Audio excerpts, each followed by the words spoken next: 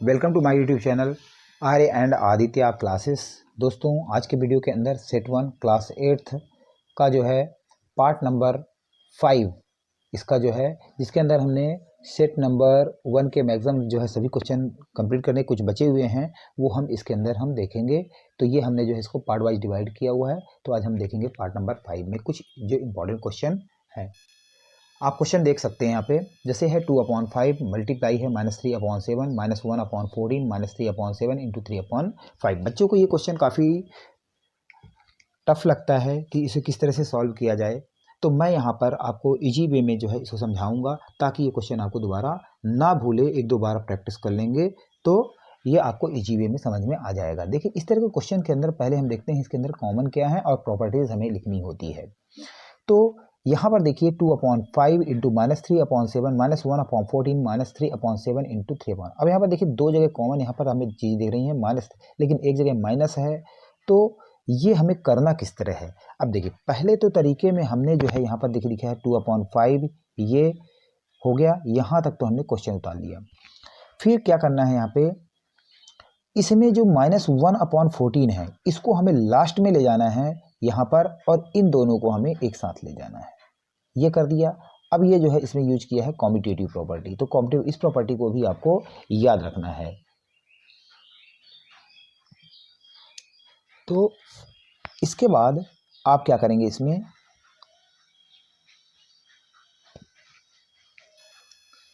अब यहाँ पर देखिए, यहाँ पर माइनस है, यहाँ पर ब्रैकेट के अंदर है, तो हमें भी इसको ब्रैकेट के अंदर ले लेना है।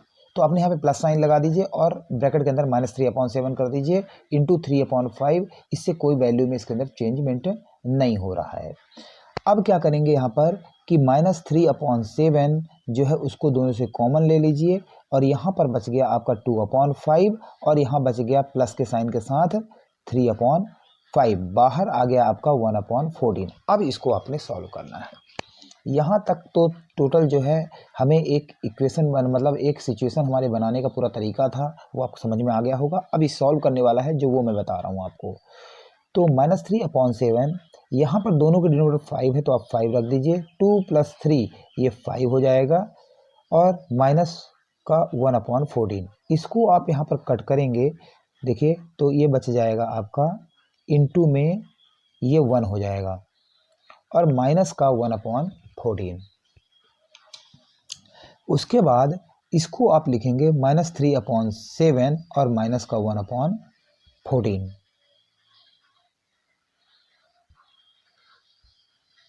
अब क्या करेंगे आप, 7 और 14 का आप एलसीएम ले लीजिए। तो 7 और 14 का एलसीएम देखिए, 7 × 1 = 7, 7 × 2 = 14, और 2 × 1 = 2, तो कितना है 14 ही आएगा इसका एलसीएम। अब इसको आप सॉल्व कर लीजिए। तो कैसे, देखिए कैसे सॉल्व करेंगे। यहाँ पर आपने 14 लिख दिया। अब 7 × 2 = 14, तो 2 × 3 = 6, माइनस का 6, और 14 1 जा होता है, तो ये आपका -1 आ जाएगा। इसके बाद देखिए माइनस माइनस दोनों नंबर हैं, साइन आएगा माइनस का ही, 6 और ये माइनस प्लस हो जाएगा, तो -7/14। उसके बाद देखिए क्या करेंगे, 7 की टेबल में दोनों कटेंगे, सिंप्लीफाई करेंगे। 7 × 1 = 7, 7 × 2 = 14, तो आंसर आपका आ जाएगा माइनस का 1/2। तो यहाँ तक जो हमारा जो है करने का प्रोसीजर था, ये मैंने आपको बता दिया है कि किस तरह से हुआ। इसको आप नोट कर लीजिए, और ताकि आपको जो है ये सिस्टम ये समझ में आ जाए कि कैसा ये जो है -1/2 आया है। और यहाँ पर आपको जो है डिस्ट्रीब्यूटिव प्रॉपर्टी लिख लेना है। तो आई होप ये क्वेश्चन आपको समझ में आ गया होगा। नेक्स्ट क्वेश्चन देखते हैं। चलिए, इस क्वेश्चन के अंदर इंपॉर्टेंट क्वेश्चन है, in the regular polygon the ratio of the exterior angle and interior angle. तो जो एक्सटीरियर एंगल है, जैसे मैं बात करूँ, कोई यहाँ पे रेगुलर पॉलीगन है, तो ये जो बाहर वाले जो एंगल हैं, इसके यहाँ जो एंगल बन रहे हैं ये बाहर बाहर के, और जो अंदर एंगल बन रहे हैं ये जो इतने एंगल है, इन सब का इनका जो रेशियो है वो 1:4 है। अब यहाँ पर सिर्फ हमें रेशियो दे दिया है, और हमें साइड निकालना है कि कितनी साइड वाला ये पॉलीगन होगा। तो इस तरह के क्वेश्चन को करने का तरीका देखिए, रेशियो वाले क्वेश्चन को कैसे करना है। तो इस क्वेश्चन को आप करने के लिए सबसे पहले तो आपको पता होना चाहिए कि exterior angle of the regular polygon 360 degree upon an, कई बार आपने पढ़ा होगा, और एन जो है यहाँ पर नंबर ऑफ साइड्स को दिखाता है कि इस पॉलीगन के अंदर कितनी साइड्स हैं। उसके बाद interior angle of the regular polygon निकालने का तरीका यही होता है कि n-2 इंटू 180 अपॉन एन। अब रेशियो का मतलब होता है दोनों को डिवाइड करना है, तो एक्सटीरियर ऑब्लिक इंटीरियर हमने यहाँ पे लिख दिया, और एक्सटीरियर की वैल्यू दी हुई है 360 अपॉन एन। दोनों फार्मूलों को हमने यहाँ पर रख लिया, बीच में हमने जो है यहाँ पर ऑब्लिक लगा दिया, और इक्वल टू में हमने 1/4 लगा दिया। अब यहाँ से मैं प्रोसेस आपको बताता हूँ कि कैसे यहाँ पे किया हुआ है। देखिए 360 डिग्री अपॉन का n है, और n-2 इंटू 180 अपॉन हो गया n, और इक्वल टू का हो गया 1/4। अब देखिए इसके बाद इसको कैसे करेंगे, तो जब भी यहाँ पर देखिए ये पहले को आप चौथे से मल्टीप्लाई कर दीजिए, दूसरे को तीसरे से, तो कैसे करेंगे देखिए 360 इंटू एन, और इस n का मल्टीप्लाई यहाँ से कर दीजिए n-2 इंटू 180, और इक्वल टू में 1/4 ऐसे का ऐसे लिख देना है आपने।